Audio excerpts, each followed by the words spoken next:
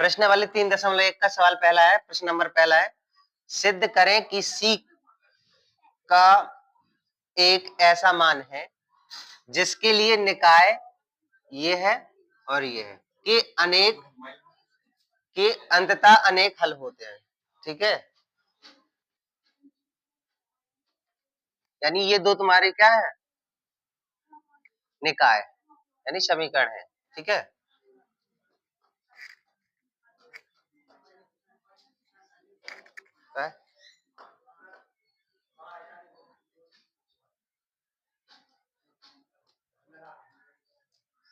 Mobile तो लगो mobile कहाँ हो?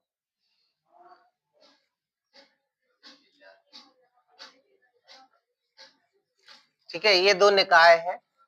ठीक है,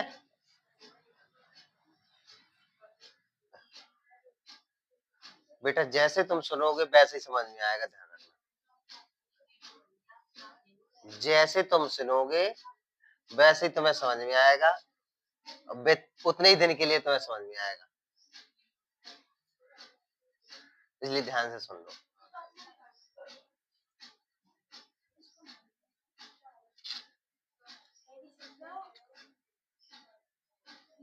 फिर से करा दे, पूरे डिस्टर्ब कर दे इतना। देखो प्रश्न वाले 3.1 है। प्रश्न पहला है, सिद्ध करें कि C का एक ऐसा मान है जिसके लिए निकाय CX प्लस 3Y बराबर C माइनस 3, ये है एक। दूसरा है 12X प्लस CY बराबर C, दूसरा ये है कि अंततः अनेक हल होते हैं। ठीक है, इन सवालों को करने के लिए तुम्हें पहले ये चीज पता होना चाहिए, ये जो है ना A1X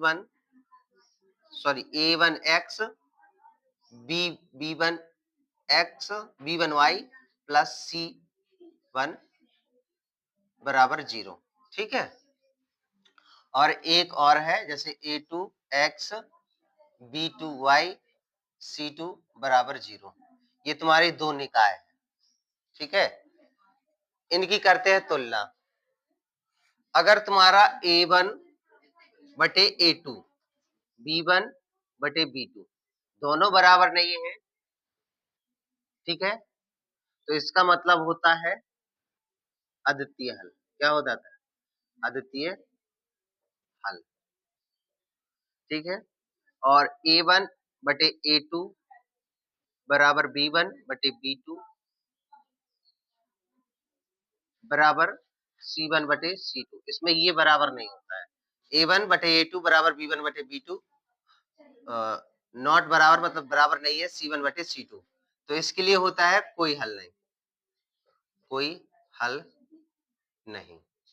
ठीक है, और तीसरा जो होता है A1 बटे A2 B1 बटे B2 C1 बटे C2, यानी अनेक हल है, अनेक हल।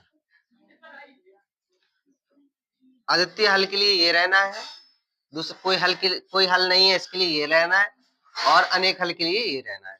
ठीक है, अब उसने कहा है अंततः अनेक हल होते हैं, कहा है ना, तो उसने कौन से वाले की बात कही? ना इसकी कही, ना इसकी, ना इसकी, इसकी कही है, अनेक हल वाला कहा है ना, यानी उसने कहा अनेक हल होते हैं, तो यानी वो समीकरण इसकी बात कर रहा है।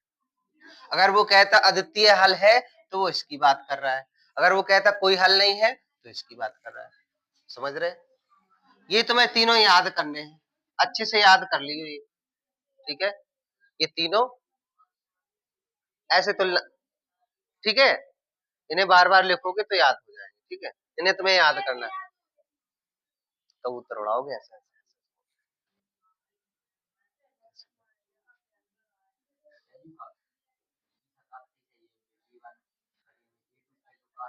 मतलब नॉट इक्वल बोल देते हैं, बराबर नहीं, इसका मतलब होता है। ठीक है, हाँ, ठीक है, अब लिखते हैं ऐसे, ये वाला है ना A1 बटे A2 B1 बटे B2 C1 बटे C2, यही है ना अनेक हल के लिए। अब तुम्हें इससे तुलना करनी है, तुलना करोगे इससे, तो ये तुम्हारा जो होता है A1X होता है, ये B1Y होता है, और प्लस C1 होता है, खैर इधर प्लस C1, तो उस तरफ पहुंचा दिया तो माइनस के कहलाएंगे ये।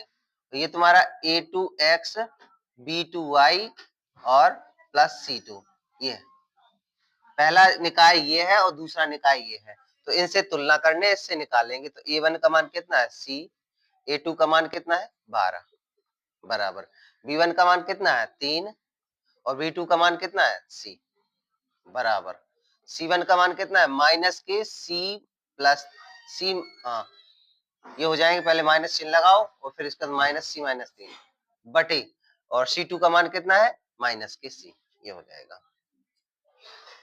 ठीक है।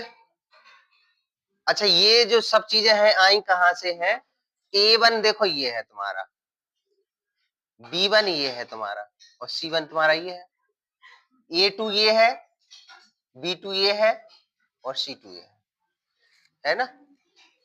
तो A1 की जगह हमने C का मान रखा है और A2 की जगह 12 रखा है, किसमें इसमें, क्योंकि अनेक हल था इसलिए ये लिया था।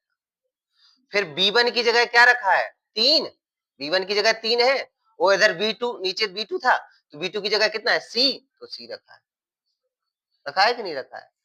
फिर उसने C1 की जगह कितना है, ये है C माइनस 3, लेकिन ये प्लस में है, इधर इस तरफ आएगा तो माइनस में, क्योंकि इधर इस तरफ चाहिए इन्हें, इन्हें हम किस तरफ लाएंगे, अगर इन्हें सही से और लिखेंगे तो ये अभी C माइनस 3 है, इस तरफ लिखेंगे तो क्या हो जाएगा CX प्लस 3y और माइनस के C प्लस 3, ये हो जाएगा, होगा कि नहीं होगा, इसलिए ये माइनस के होंगे होंगे। अच्छा अब चाहे देखो इन दोनों का त्रियक गुणा कर दो या इन दोनों का कर दो, C का मान आ जाएगा, तो हम इन्हीं दोनों को करे ले रहे हैं। तो देखना C का गुणा होगा तो ये C मल्टीप्लाई C हो जाएगा, ये 12 गुणा 3 हो जाएगा, C हो जाएगा तुम्हारा C स्क्वायर और 12 3 36, C बराबर क्या हो जाएगा रूट के 36, जे स्क्वायर उस तरफ जाएगा रूट में, तो C बराबर क्या हो जाएगा प्लस माइनस के 6। और उसमें तुम्हें मान क्या निकालना था, सिद्ध करें कि C का मान एक ऐसा मान है, यानी सिद्ध भी करना था कि ये मान निकाय क्या अनेक हल निकलते हैं, और C का मान भी आ गया 6, C का मान निकला है 6।